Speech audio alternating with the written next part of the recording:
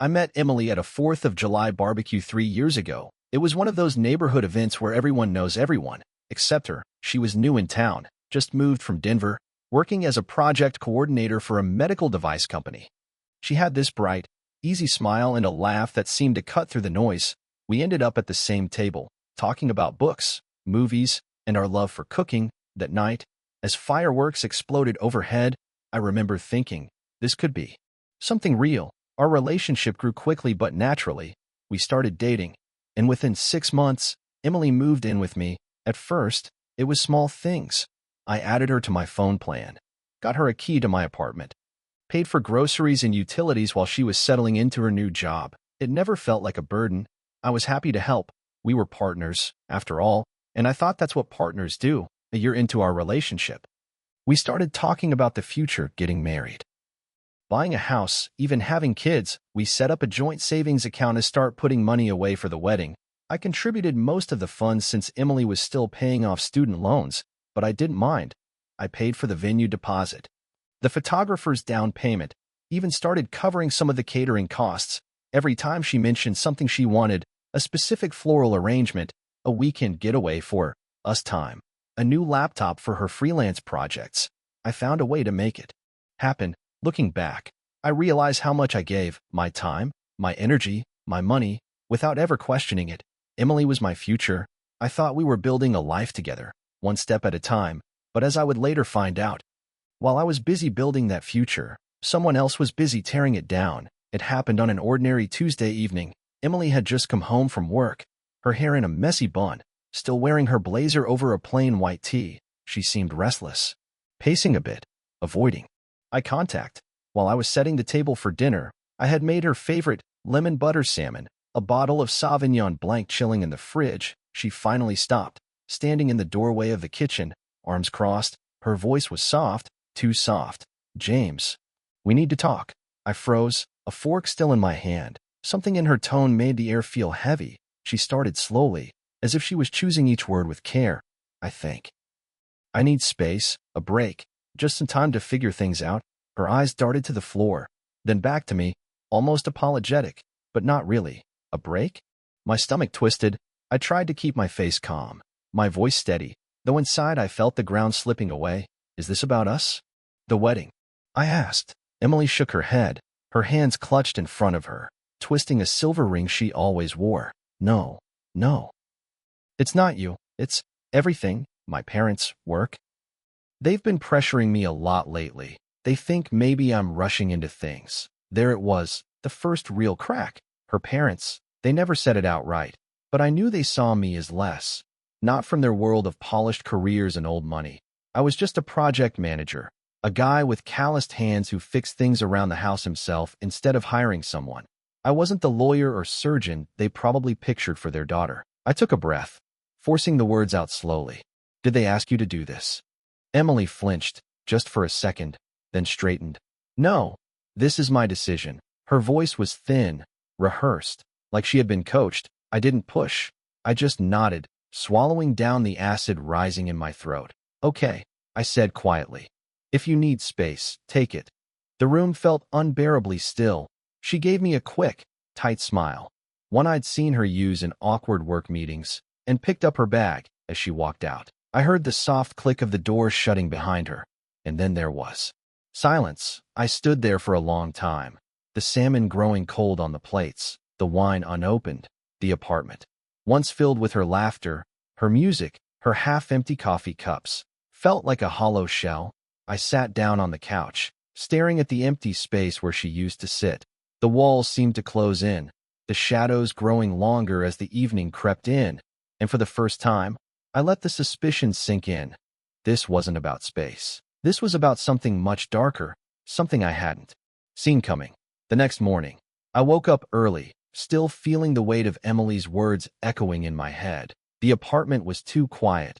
The coffee machine's hum felt louder than usual, a sharp contrast to the uneasy silence. I couldn't shake the feeling that something wasn't adding up. On impulse, I called the wedding venue, the one we had booked 6 months ago. A polite voice answered. "Harborview Events. How can I help you?" I cleared my throat, trying to keep my tone calm. "This is James Parker, Just checking in on the Parker Wilson booking for September 14th. There was a pause. I'm sorry, Mr. Parker, but that event was canceled last week, MS. Wilson confirmed it personally. A tight knot formed in my chest. I thanked her and hung up. My hands trembling, I stared at the phone, a cold sense of disbelief washing over me. I opened the joint savings account we had set up for the wedding. The balance had dropped significantly. Several large withdrawals over the past month. Venue deposit, refunded. Catering deposit, refunded. Florist and DJ fees, refunded. Emily had been quietly undoing everything. While smiling at me across the dinner table, the betrayal wasn't just emotional, it was practical, calculated. I sat in the quiet apartment, the ticking clock suddenly loud in my ears. No calls, no angry texts, just cold, focused thinking. This wasn't the time for a scene. It was the time for facts, for proof, for quiet, deliberate action. I grabbed my notepad, started listing names, dates, amounts. My mind was already working on the next step. If she thought she could dismantle my life behind my back, she was in for a surprise.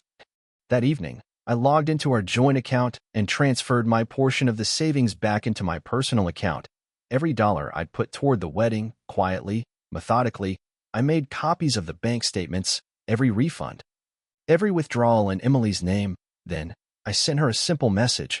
Emily, I see you've canceled the wedding and withdrawn funds. I've reclaimed my share. No need to discuss. This is final. Less than 10 minutes later, my phone lit up, her name, again and again. 23 missed calls in an hour. The messages came in waves. James, please, it's not what you think. This isn't fair. We were supposed to figure this out together. You're being so cold.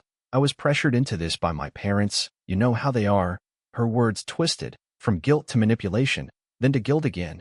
By morning, it wasn't just Emily. Her mother left a voicemail, her tone sharp and self-righteous. James, you're breaking Emily's heart? Can't you be mature about this? Relationships are about compromise. Maybe it's time you took a hard look at yourself. Her brother texted, trying to sound tough. You're acting like a child. Man, grow up and stop trying to ruin Emily's life. Even a mutual friend chimed in. Dude, what are you doing? This is going too far. I sat at my kitchen table, phone buzzing nonstop, the accusations piling up like an avalanche, but I didn't flinch. I let every message come in, each one a receipt, each call another piece of evidence. I wasn't playing their game. I wasn't fighting or arguing. I was documenting. I was done being the fool. By the end of the week, Emily's tone shifted from guilt to full-blown entitlement. The messages came in rapid fire. James, you owe me at least half of the costs. I already paid the florist and the dress deposit. The catering cancellation fee is on me. This isn't fair. Return the money now. Her mother called again, this time leaving a message sharp as a blade. James, I can't believe you'd abandon your responsibilities like this. Emily has invested so much into this wedding, and you just walk away? We expect you to do the right thing. Her brother texted, too.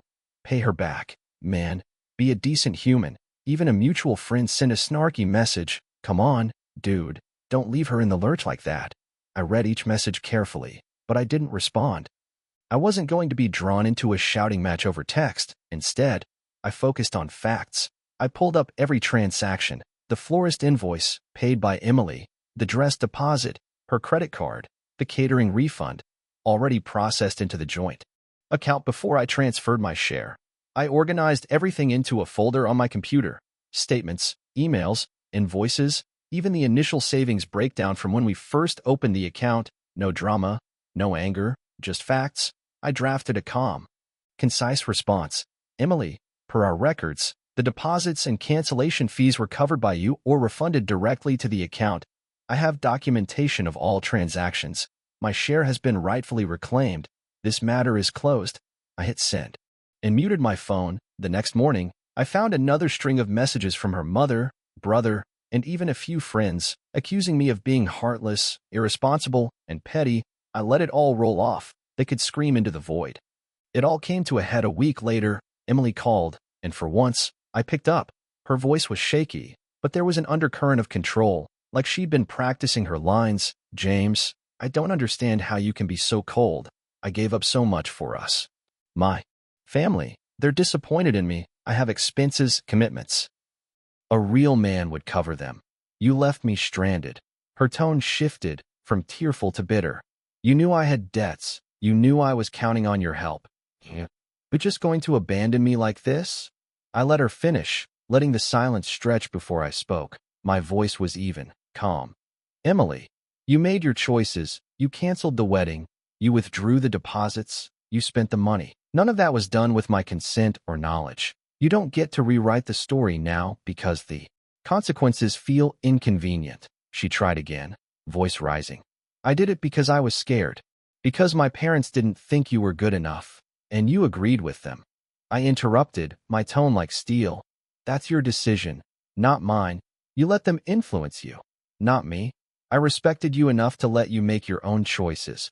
Now you can respect that I'm not paying for decisions you made behind my back. There was a long pause. I could hear her breathing, a sharp inhale like she was about to argue again. But I cut her off, my words final and deliberate. This is done, Emily. I'm not your safety net.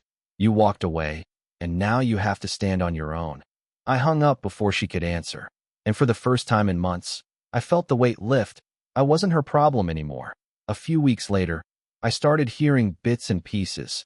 Emily's debts piling up, her parents' disappointment turning into full-blown blame.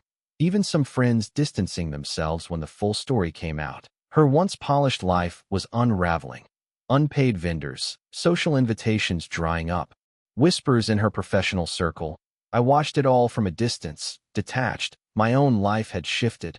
Long hikes on weekends, a photography course I'd always wanted to take, quiet mornings with strong coffee and no distractions, no anger, no regrets.